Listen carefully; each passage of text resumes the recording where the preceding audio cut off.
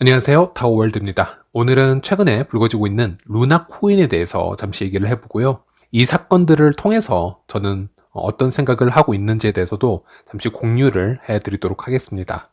이 사건들을 좀 바라보면서 저도 참 충격이 컸고요. 제 지인들 걱정을 좀 많이 했습니다. 그리고 미래의 암호화폐 시장에 대한 걱정도 많이 하게 되고, 또 반대로 어떤 변화에 대한 기대도 좀 많이 하게 되었고요. 이런 식으로 좀 많은 생각을 해왔던 것 같고, 제 구독자분들에게 이에 대한 얘기를 좀 나누어 드릴까 하는데요. 일단 이 루나의 가격 폭락 사건을 말씀드리기 전에 이 암호화폐 스테이블 코인 시장이 어떠한 상황을 겪고 있었는지를 잠시 요약을 해 드리고자 하면요. 일단 스테이블 코인이 무엇인지 잘 모르는 분들을 위해서 짧게 설명을 해 드리자면, 변동이 큰 암호화폐를 기존의 법정 화폐나 또는 실물 자산과 연동을 시켜서 항상 그 가격을 유지할 수 있도록 안정성을 보장하는 암호화폐를 스테이블 코인이라고 부르고 있습니다. 우리가 보통 이 연동하는 것을 패깅한다고 표현을 하는데요. 예를 들어 어떤 특정 회사나 기관이 1달러를 담보로 예치해두고 그 양에 해당되는 한 개의 토큰을 발행하면 그 토큰은 시간이 지나더라도 항상 1달러의 값어치를 가질 수 있게 되는 겁니다. 그리고 이 스테이블 코인에 관해서는 이슈가 상당히 많습니다. 각 국가 정부에서, 특히 미국에서 이 스테이블 코인에 관한 규제를 논하기 위해서 여러 각도의 분석과 접근을 하고 있는 상태이고요. 작년 뉴스를 잠시 살펴보면요. 조 바이든 미국 행정부가 의회에 테더 등 스테이블 코인 발행사도 은행에 준하는 규제를 받도록 법을 제정할 것을 촉구를 했고요.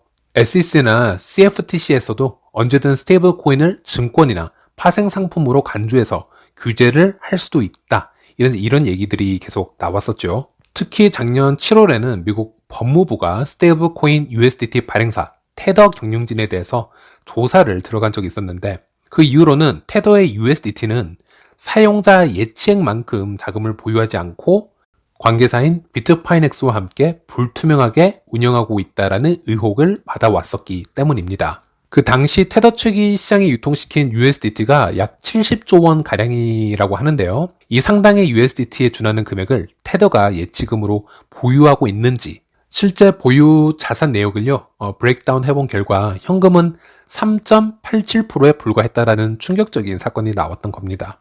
물론 그 나머지는 기타 단기 예금과 기업 어음 등 담보대출, 채권, 비트코인을 포함한 기타 투자 형태로 보유하고 있었다라고 하는데요.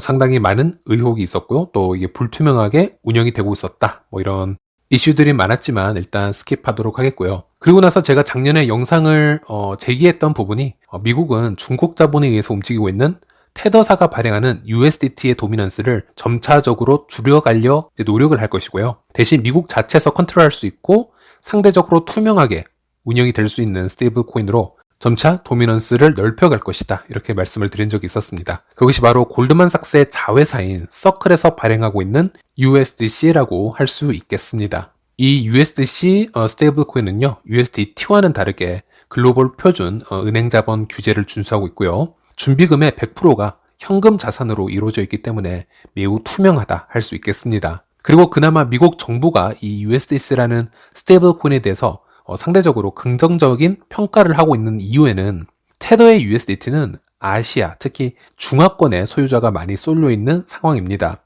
실제 중국 자본에 의해서 움직이는 스테이블 코인이기 때문에 미국 정부는 가상화폐 시장의 주축을 이 USDT에서 점차적으로 USDC로 옮겨옴으로써 미국의 영향력을 확고히 하고자 하는 방향을 자리 잡고 있었고요. 또 이 USDC를 디지털 페이 기반 유틸리티로 유도를 해서 중국이 선점하고 있는 그 CBDC의 글로벌 주도권을 또 무력화하는 계획을 또 세우고 있고, 과잉 공급된 달러를 USDC로 전환 유도를 해서 실제 달러의 소각 효과를 노리는 또 그런 점을 꾀하고 있다. 이렇게 생각을 하시면 될 것 같습니다. 실제 이 USDC라는 스테이블 코인은 스텔라 네트워크에서도 발행이 되기 시작합니다. 참고로 이 스텔라 네트워크는 미국이 주도하고 있는 CBDC 사업에 깊이 관여를 하고 있고요. 또 ISO 2002 표준 블록체인 5가지 중 한 가지 블록체인으로 또 선정이 되었고, 미국 정부가 앞으로 이 USDC를 스텔라 네트워크를 통해서 어디까지 규제를 잡아갈 것이고 허용을 할지에 대해서 관심을 좀 많이 가져야 되는 그런 상황이다 라고 말씀을 드릴 수 있겠네요. 그리고 많은 분들이 이 정부가 직접 발행하는 CBDC가 결국 나오게 되면은 사기업에서 발행하고 있는 이 모든 스테이블 코인을 밀어내는 것이 아니겠냐라는 질문을 하실 수도 있는데, 일단 제가 올해 초에 올린 영상을 하이라이트만 좀 보여드리도록 하겠습니다.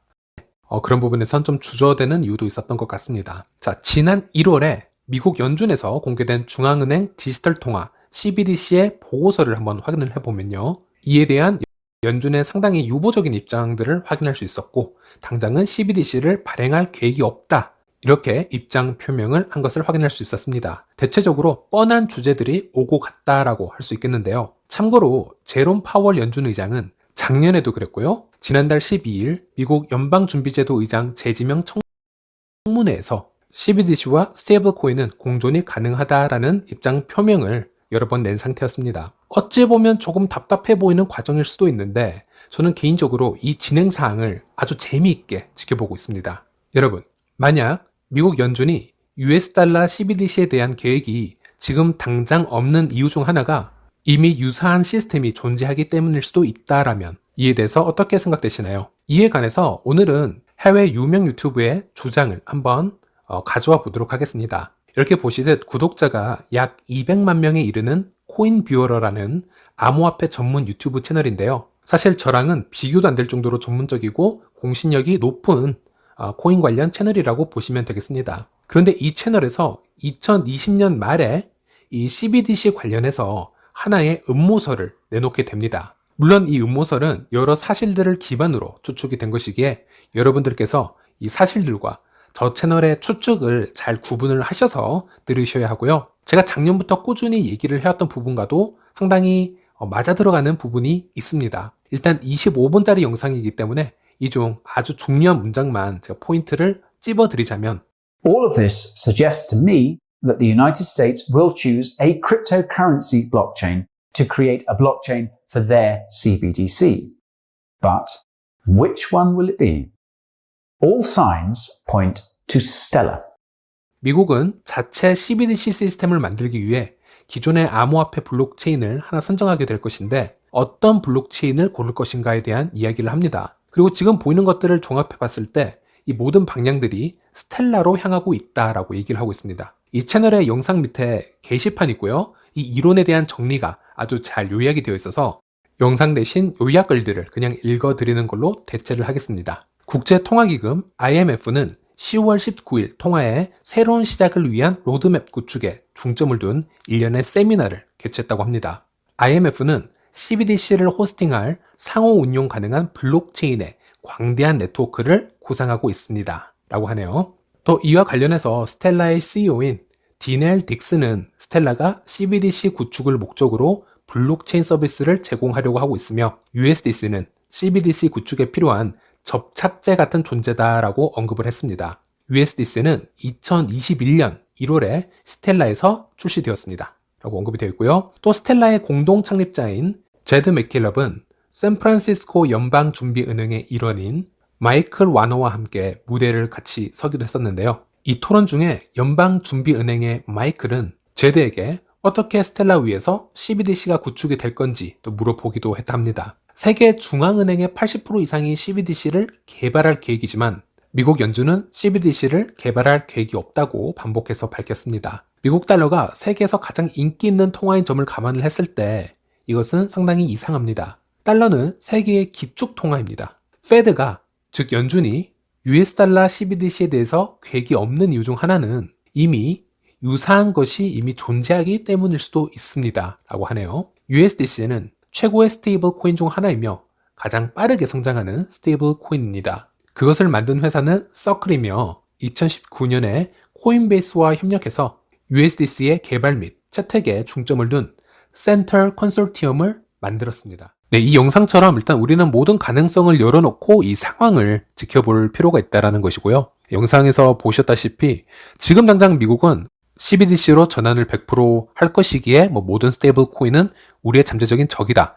이런 얘기를 한 적이 없습니다. 또 그렇게 생각하실 필요는 없고요. 또 스텔라 CEO인 디넬 딕슨이라든지 스텔라 파운더였던 제드 맥킬럽이 이 미국 연준과 IMF 같은 행정기관에게 디지털 통화란 이렇게 작동하는 것이다 라는 것을 지금 한 수 가르쳐주고 있는 인스트럭터 같은 존재임은 분명하다라는 겁니다. 또 올해 초였죠. 조 바이든 미국 대통령이 3월 9일에 최초로 가상자산에 대한 행정명령에 서명을 하기 전까지는 스테이블 코인 규제에 대해서 어떤 발표가 나올지 몰랐기 때문에 스테이블 코인 시장이 상당히 위축되어 있는 그런 상황이었는데요. 조 바이든 대통령의 어떠한 공식 발표가 없었던 그 바로 전달인 2월에 미국의 오케코인 거래소는 스텔라 기반 USDC를 통합하는 최초의 미국 거래소가 된 그런 뉴스가 크게 났었고요. 이런 것들을 종합을 해보았을 때 미 정부가 상대적으로 긍정적인 생각을 가지고 있는, 호감을 가지고 있는 스텔라와 USDC에게는 어떤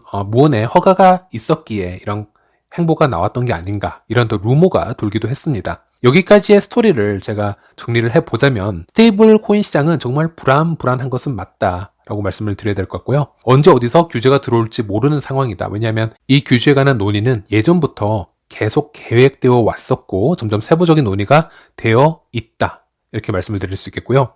미국 정부에서는 바로 규제를 들어가고 싶어하는 스테이블 코인과 본인들에게 도움이 되는 스테이블 코인을 나누는 작업을 지금 진행하고 있는 것이 아닌가, 저는 그런 생각을 해보았고요. 이 중에서 마지막에 살아남을 수 있는 미국 달러에 패깅된 스테이블 코인은 그래도 이 중에서 USDC가 가장 유력하다, 이 정도 입장에서 이 현상들을 바라보고 있었습니다. 일단 여기까지가 제가 먼저 말씀드리고 싶었던 현재 스테이블 코인의 현 상황이었고요. 이제부터는 루나가 무엇인지와 이 사태에 대해서 최대한 축소시켜서 말씀을 드려보도록 하겠습니다. 어쨌든 이런 살얼음판에서 작년 말부터 엄청난 상승세를 보여주고 있는 새로운 스테이블 코인이 하나가 나왔는데요. 그것이 바로 권도형 신영성 대표가 출범한 테라의 스테이블 코인인 UST 코인이고요. 현재까지 국산 코인 중 가장 성공했던 메이저 코인이라는 평을 들을 정도로 루나 코인과 UST 스테이블 코인 모두 시총면에서 엄청 높은 순위를 보여줘 왔습니다. 이 테라의 UST는 좀 전에 말씀드린 USDC와는 좀 다릅니다. USDC는 미국의 법정화폐를 실제 달러를 담보금으로 해서 1대1로 패깅을 한 원리인데요. 이 UST는 루나라는 해지용 코인이 따로 존재하고요. 이 루나 코인과 테라의 스테이블 코인이 서로 소각되고 발행되는 알고리즘을 통해서 이 테라 코인이, 이 테라 UST가 1달러를 유지한다는 형식을 가지고 있습니다. 이게 얼핏 들으면 좀 헷갈릴 수 있는 부분인데요. 조금 쉽게 설명을 해드리자면 여기 USD라는 1달러여야만 하는 스테이블 코인이 있습니다. 하지만 여러분들도 아시겠지만 모든 스테이블 코인이 항상 정확하게 1달러에 머물고 있지는 않고요. 시장 상황에 따라서 아주 미세하게 움직이기는 하는데요. 이 UST 같은 경우에는 1UST가 예를 들어 0.5 US 달러까지 가격이 떨어졌다라고 한번 가정을 해보겠습니다. 그리고 이 시기에 루나의 한 개의 가격은 10달러라고 가정을 해보겠습니다. 그럼 여기서 0.5 US 달러밖에 하지 않는 1UST를 어떻게 다시 1달러로 패깅을 할 수 있는지 거기에 대해서 말씀을 드리고자 하는데요. 먼저 여기서 테라는 USD가 0.5 US 달러까지 떨어졌다면 저에게 시세 차익을 노릴 수 있는 기회를 제공해 줍니다. 어떤 식이냐면 USD가 1달러와 패깅이 되지 않고 시장가가 0.5달러까지 떨어졌다면 저는 예를 들어서 여기서 100달러의 현금을 사용을 해서 200USD를 구매를 할 수 있게 될 겁니다. 그럼 이 200USD를 구매를 해서 테라의 풀에다가 이동을 시킬 수가 있는데요. 이 풀의 특이한 점이 이 풀에서 현재 1USD의 가격이 얼마가 되었던 간에 한 개의 USD는 무조건 1달러로 인식을 해주고 있습니다. 그래서 제가 200USD를 풀에 넣었으니 이 풀에서는 200달러 가치에 상응하는 20루나를 저에게 민팅을 해줍니다. 즉 새로 발행을 해주는 겁니다. 그러면 저는 이 20루나로 시장에 가져다 매도를 하게 되면요. 1루나가 10달러 정도였으니 200달러 정도의 매도 가격을 받을 수 있는 것이고, 즉 100달러를 투자를 해서 200달러를 얻었으니 100달러 정도의 차익을 얻게 됩니다. 그리고 아까 200USD를 담아두었던 풀에서는 이 200USD를 소각함으로써 이 USD 공급을 줄이게 되고요. 그러면 USD는 수요와 공급의 법칙에 의해서 1달러에 근접하게 되는 상황이 만들어지게 되는 겁니다. 즉 USD를 보유하는 홀더들은 이런 알고리즘이 영구적으로 지속이 된다라는 확신 아래 투자를 하게 되는 건데요.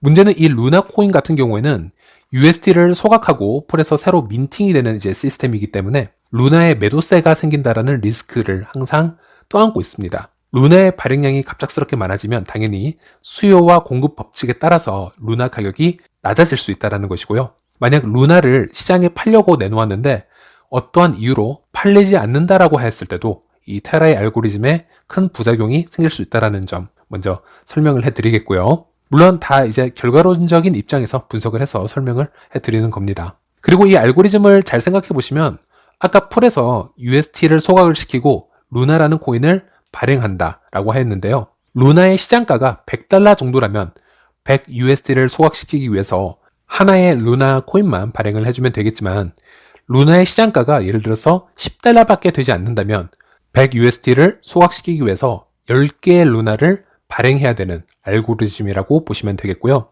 즉 이 알고리즘이 잘 매니징이 되지 않아서 루나의 가격이 계속 하락한다면 루나가 더 큰 양으로 지속적으로 발행이 되어서 가치 하락을 앞당길 수 있는 그런 리스크도 있다는 점. 이것도 결과론적이지만은 먼저 설명을 해드리겠고요. 그리고 이 테라에서는 수많은 유저들과 자금을 확보하기 위해서 앵커 프로토콜이라는 것을 만들어 놓았습니다. 간략하게 설명을 해드리자면 UST를 이곳에 예치를 해놓으면 연 이자로 약 20%의 수익을 얻을 수 있는 곳인데요. 이곳에서 예치 말고 UST를 대출을 받을 수도 있습니다. 하지만 대출 이자는 상당히 적은 퍼센티지밖에 되지 않기 때문에 즉 이 앵커 프로토콜이라는 시스템은 UST를 대출받기 위한 곳보다는 최대한 많은 자금을 예치를 시켜 놓아 연 20%의 수익을 먹기 위한 그런 곳으로 변질이 되고 있는데요. 문제는 이 앵커 프로토콜의 알고리즘상 루나 코인을 담보 잡아서 UST 코인을 대출을 받을 수가 있고요. 다시 이 UST 코인을 통해서 루나 코인을 구매를 하고 이로 다시 담보로 UST를 대출을 받는 그런 돈 복사가 가능한 시스템이 되겠습니다. 그래서 장기적으로 보았을 때는 폰지 사기와 거의 흡사한 구조가 되기 때문에 상당히 미래에는 위험해질 수 있는 구조다. 이렇게 몇 달 전부터 이에 대한 미디어에서 얘기가 지속적으로 나왔었습니다. 그리고 이제부터는 루나와 USD 스테이블 코인이 하루아침에 폭락이 되는 그런 스토리를 다 말씀을 드려야 하는데 이 폭락되는 과정들까지 모두 소개해 드리기에는 좀 방대하기 때문에 간단 요약해서 정리만 해드리자면 먼저 이 테라폼 랩스의 권도영 대표는 루나를 통해서 15억 달러의 비트코인을 매입한 이후에 미디어를 통해서 올해 100억 달러까지 비트코인을 매입하겠다 이렇게 선언을 하였고요. 이것 때문에 월가가 술렁이게 됩니다. 그리고 같은 시기에 이 권도영 대표는 트위터나 이런 미디어에서 월가 쪽 사람들에게 너무 건방진 모습이라 할 수 있는 그런 모습들을 보여왔고요. 그리고 어떤 세력인지는 밝혀지지 않았으나 테라 측에서 비트코인을 지속적으로 거대하게 매집을 한다라고 밝히고 나서 적대적인 입장을 가지고 루나를 악의적으로 매집을 하면서 테라의 공격 시기를 조율을 하게 됩니다. 정확하게 이 비트코인을 매집하는 것에 반기를 들고 이런 작전을 구상을 한 건지는 알 수는 없습니다. 그리고 코인 가격이 많이 하락을 했을 때 이 세력에서 매집한 루나를 UST로 변환을 해서 많은 UST를 시장에 풀어버리고요. 순간적인 디패깅을 만들어내고 루나에다가 숏 포지션을 구축을 하게 됩니다. 그렇게 되면 테라의 알고리즘에 의해서 이 USD는 1달러로 다시 패깅을 하기 위해서 시장에 USD 물량을 소각을 하게 되고 반대로 루나 코인을 민팅을 하기 시작하게 되는데요. 그 효과 때문에 루나 코인은 가격이 하락이 될 것이고요. 이 루나의 숏을 잡은 세력들은 여기서 프로핏을 얻게 됩니다. 그리고 다시 가격이 하락된 루나를 그 프로핏으로 재매집을 해서 UST 패깅 시스템을 공격하는 그런 작업을 반복적으로 들어가게 됩니다. 그리고 미디어에는 테라 재단이 지금 준비금으로 매집을 했던 비트코인을 매도하고 있다라는 퍼드를 퍼뜨리게 되고요. 그로 인해서 앵커 프로토콜에 예치되어 있었던 루나가 패닉셀로 뱅크런과 같은 사태가 벌어지게 됩니다. 그렇게 루나와 USD는 결국 가격 방어에 실패하게 되는데요.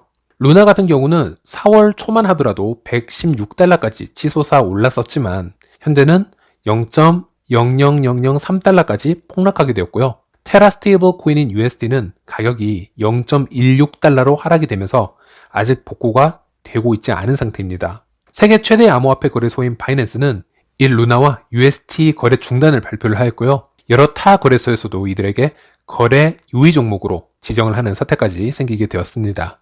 저도 정말 충격을 받았는 부분은 하루아침에 이렇게 폭락하는 경우는 보통 스캠 코인이나 시총이 아주 작은 그런 잡코인에서 많이 다뤄지는 내용이긴 한데요. 테라는 얼마 전까지만 해도 세계에서 몇 개 안 되는 메이저 코인 프로젝트 중 하나로 손꼽혀 왔었기 때문에 그리고 권도영 대표도 상당히 스마트하고 자신감에 차 있던 최근 암호화폐 시장의 대표 인물 중 하나였기 때문에 참 충격이 큰 사건이었던 것 같습니다.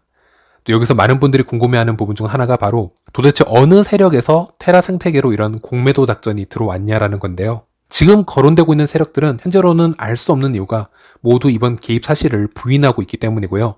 테라의 권도영 대표가 너무 자신만만하게 미디어에서 오픈을 해가면서 비트를 매집하고 있었던 사실이 만약 어떤 비트 세력들이 불편함을 느꼈다면은 이 프로토콜을 통해서 반대로 약점을 파고들어서 숏으로 수익을 내고 테라 체제를 무너뜨리려 했을 수도 있고요. 아니면 자체 알고리즘 계산 방식으로 1달러 가치를 유지하려는 이 테라의 UST 성장이 두려웠던 어떤 다른 세력이 존재했던 건지 지금은 알 수가 없습니다. 저는 여기서 눈여겨보는 쪽이 뭐냐면요. 이 테라의 UST가 디패깅이 되었죠. 가치가 하락되기 시작했고 5월 11일에 옐런 미 재무장관이 스테이블 코인은 규제가 필요하다. 이렇게 재빠르게 성명을 내었었는데요. 기사를 보면 옐런 장관은 UST를 언급을 하면서 테라 US 달러로 알려진 스테이블 코인이 급락하면서 가치가 떨어졌다. 이렇게 얘기를 하면서 이는 서비스가 빠르게 성장함에 따라 리스크도 빠르게 증가했다. 이는 곧 적절한 규제가 필요하다라는 것을 보여준다. 이렇게 강조를 하였는데요. 다들 아시다시피 이 옐런 미 재무장관 같은 경우는 이미 오래전부터 지속적으로 미국 스테이블 코인에 대해 부정적인 평가를 내놓고 빠른 규제를 촉구해 왔던 대표 인물입니다. 이 UST 가격이 폭락하자 가장 이 현상을 반겼을 인물 중 한 명이었을 수도 있다. 저는 이렇게 생각을 하고요. UST 같은 경우는 미국 달러가 보증을 해주고 있지 않기 때문에 그냥 알고리즘, 함수로 스테이블 코인을 만들어내고 있기 때문에 미국 입장에서는 특히 옐런 같은 미 재무장관 같은 경우에는 이 달러 패권에 도전하는 이런 알고리즘 스테이블 코인이 정말 눈에 가시 같은 존재이지 않았을까 저는 생각을 해보았습니다. 그래서 이번 테라 가격 폭락 사태에 대해서는 우리가 상상하는 것 그 이상의 더 큰 세력이 뒤에 있을지도 모른다라는 그런 상상을 해보았고요. 일단 여기서 제 생각을 좀 정리를 해보자면 앞으로 이번 테라 USD 디패깅 사건으로 인해서 많은 분들의 투자 피해가 좀 속출했고요. 심지어 주식 시장에도 역으로 악영향을 미칠 정도로 파급력을 보여주었습니다. 암호화폐 시장 전체 경종을 울릴 만한 아주 심각한 사건이라고 표현을 하는 게 맞을 것 같고요. 이 일로 인해서 스테이블 코인 규제는 당연히 더 빠르게 앞당겨질 것으로 생각이 됩니다. 이로 인해서 앞으로 살아남을 스테이블 코인과 점점 규제로 인해서 설 곳을 잃을 그런 스테이블 코인들이 나뉘어질 거라고 생각을 하고 있습니다. 제가 좋아하는 USDC도 물론 앞서 말씀드린 것과 같이 제가 공부를 계속 지속적으로 해본 결과 여러 시그널을 통해서 포텐셜이 상당히 높은 스테이블 코인으로 생각이 되어는 있지만요. 어쨌든 일각에서 스테이블 코인 규제를 얘기할 때 모든 스테이블 코인을 다 언급을 하고 있습니다. USDT, USDC, DAI 등등 여러 종류의 스테이블 코인에 대한 적절한 규제를 얘기를 하고 있습니다. 그래서 앞으로의 변화를 하나하나 다 감지하는 것이 정말 중요하다고 생각을 하고 있고요. 그리고 스테이블 코인 뿐만이 아니고요. 이번 앵커 프로토콜을 통해서 자금이 무한대로 복사가 될 수 있는 이런 문제점이 여기저기 노출이 됨에 따라 이 디파이 시장의 전체 허점에 대해서도 다시 한번 재조명이 될 것 같고요. 이로 인해서 우리가 예상하지 못하는 다른 규제가 생겨날 수 있는지 또는 앞으로 모든 계정에 대한 KYC 같은 프로세싱이 더 앞당겨질 것인지 이것에 대해서도 눈여겨봐야 될 것 같습니다. 우리가 암호화폐 시장에 있으면서 언젠가 정부의 큰 규제가 깊숙이 들어올 것 같다. 이건 시간의 문제다. 이렇게 얘기는 하고 있었는데 이번 사건으로 인해서 이 모든 일정이 앞당겨질 것 같다. 이런 생각을 해보았고요. 제가 오늘 말씀을 좀 장황하게 해드렸는데 정리를 하자면 요즘 코인 프로젝트에 거품이 너무 강하다는 점이죠. 그리고 정말 실질적인 생태계를 가진 그런 코인 프로젝트를 감별해내는 능력이 정말 중요하다라는 말씀을 드리고 싶었고요. 그리고 많은 스테이블 코인들이 더 규제를 받을 텐데 그중 가장 희망이 있는 거는 그래도 현재까지는 USDC가 아니겠느냐 이 말씀을 드리고 싶었고 그리고 정말 예측한 대로 USDC만이 앞으로 날개를 달 수 있는 그런 스테이블 코인이 된다면 그 USDC라는 스테이블 코인은 수수료가 가장 낮고 빠르게 전송이 되는 스텔라 네트워크 위에서 운용이 될 거라는 점입니다. 권도영 대표가 스스로 한 말이 있었습니다. 테라 폭락 사건 전에 이제 한창 자신감이 충만했을 때 인터뷰에서 앞으로 95% 이상의 모든 코인은 망할 것이다. 이런 얘기를 했고 사실 많은 전문가들이 이에 대해서 똑같은 얘기를 하고 있습니다. 앞으로 스텔라는 그 중에 살아남는 네트워크 중 하나일 것은 분명합니다. 그리고 스텔라의 포크 형식을 받았고 또 KYC를 지금 진행하고 있는 파이 네트워크도 틀림없이 미래에 살아남는 프로젝트 중 하나가 될 것이라고 저는 생각을 하고 있습니다. 지금 현재 전 세계적으로 가장 많이 계정을 뿌려주고 있고요. 이들에게 1인당 1계정 형식을 좀 부여하고 있는 것이 파이 네트워크이기 때문에 앞으로 들어올 규제와 이 파이 네트워크 그리고 스텔라 네트워크가 앞으로 어떤 영향을 받을 것인지 이 점을 지켜보는 것도 상당히 흥미로울 것 같습니다. 오늘은 파이 네트워크가 너무 좋다라는 얘기를 하기엔 영상 길이가 이미 너무 길었기 때문에 이렇게 마무리를 하고 다음 시간에 다시 찾아뵙도록 하겠습니다. 시청해주셔서 감사합니다.